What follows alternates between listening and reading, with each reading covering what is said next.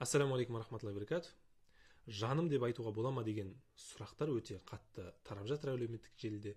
Және де кейбір адамдар соған жауап беріп жатыр екен. Ал енді мына жауапқа қараңыздар. Жан деген сөз ол егерде түп тамырына қарайтын болсақ, ол араб тілінде жын және періште деген мағынаны білдіреді. Кейбір ғалымдарымыздың айтуы бойынша періштелер де соның ішіне кіреді дейді.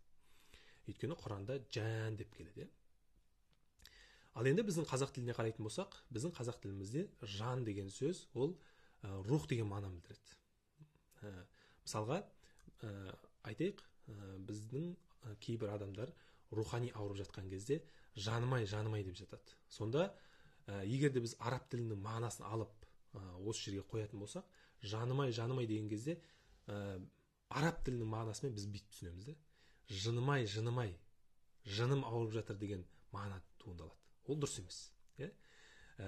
Сол себептен де біздің қазақ тілінде жан деген сөз ол рух, жүрегім деген мағынаны білдіреді. Мысалға, ер адам өзінің әйелін еркелетіп айтқан кезде жаным дейді.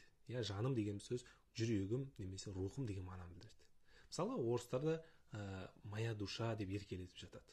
Моя душа дегеніміз менің рухым, менің жүрегім, менің жаным деген мағынаны білдіреді.